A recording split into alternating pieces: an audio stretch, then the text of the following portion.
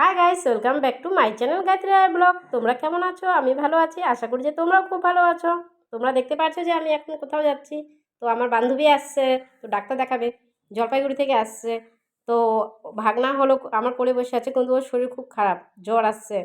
তো তার জন্য চুপচাপ বসে আছে। তারপরে তো আমরা এখন চলে আসলাম ডাক্তার দেখাতে। তো এখানে দেখি ডাক্তার পাওয়া যাচ্ছে না, আজকে আবার অন্য জায়গায় বসবে। তো তার জন্য আমরা আবার ওখান থেকে রিটার্ন করলাম, অন্য আরেক জায়গায় বসে সেখানকার ঠিকানা দিল। তো আমরা সেখানে চললাম। দেখো চাপার মধ্যে বসে আছে, চুপচাপ বসে আছে। কারণ কেন ওটুকু সত্যি বলতে খুবই শান্ত। দেখো একেবারে কখন থেকে ওইখানে বসেছে। আর আজকে প্রচণ্ড জ্যাম, যেহেতু রাস্তায় সিএম এসেছে, তার জন্য গাড়ি অনেক দিক থেকে ঘুরিয়ে দিচ্ছে, অনেকটা অসুবিধাও হচ্ছে যদিও বা। তো করারও কিছু নেই। তো তারপরে তো আমরা এখন চলে আসলাম ডাক্তারের কাছে। তো ওই ডাক্তার ওখানে বসে না, তো এখানে বসে। তো এখানে চলে আসলাম। তো এখানে খুব একটা বেশি ভিড় ছিল না। এ তো বান্ধবী বসে আছে, দেখো ও বসে আছে, ওর প্রচণ্ড জ্বর আছে, তার সাথেও চুপচাপ বসে আছে, ও কোনো কথাই বলছে না।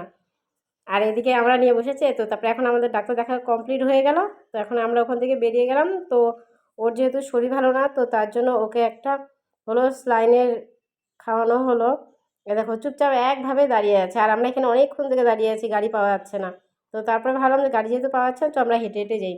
তারপরে তাও এই দেখো, তারপরে আমরা যাও পেয়েছি, তাও এসে মাঝ রাস্তায় এসে থেমে গেল, যেহেতু সিএম এসেছে। তো এখানে তো গাড়ি আর যাতায়াত করতে দেবে না, যেহেতু রোড শো হবে। যে ইয়ারবু মোড় থেকে এটা হলো বিজেপি পর্যন্ত হবে।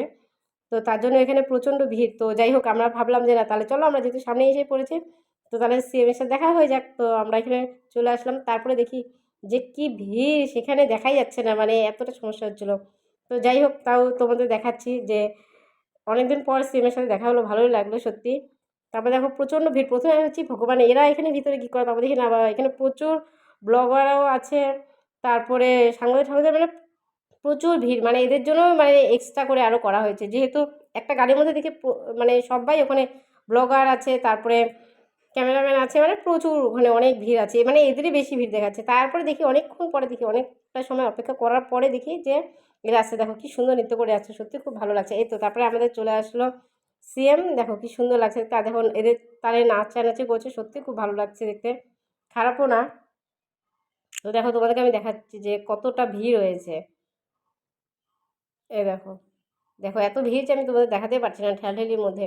এ দেখো অলরেডি সিএম চলে গেল, তো তার জন্য রাস্তা প্রচণ্ড জ্যাম। সত্যি মানে এই দিনে যদি কেউ অসুস্থ হয়, সত্যি খুব সমস্যা। কারণ কেন গাড়ি ঘোড়া একেবারেই চলছে না, মানে একেবারে পুরোপুরি ক্লোজ বলা চলে। তো যদি খুব সিরিয়াস হয় তো অন্য রাস্তা আছে, তো ওই পাশ দিয়ে যেতে গেলেও অনেকটা সমস্যা হয়। তো তার জন্য আমরা এইখানেই ছিলাম, এই রাস্তা দিয়েই যাচ্ছিলাম। তো এই দেখো আমরা এখন অলরেডি গাড়িতে উঠে গেলাম, যেহেতু সিএম চলে গেছে, তো এখন গাড়ি ছেড়ে দেবে। তো আমরাও এখন যাচ্ছি হলাম জংশনে, কারণ কেন ওদেরকে আবার জংশনে ছেড়ে দেবো। তো এই তো এখন আমরা চলে এসেছি জংশনের ভিতরে, তো টিকিট কাটবো। তো এই দেখো টিকিট কাটা কমপ্লিট। তারপরে তো বাসে বসে পড়লো। আর তোমাদের যদি ভিডিওটি ভালো লেগে থাকে, তো অবশ্যই লাইক কমেন্ট শেয়ার সাবস্ক্রাইব করো। এরপরে দেখা হচ্ছে নেক্সট ভিডিওতে। Tata, bye bye.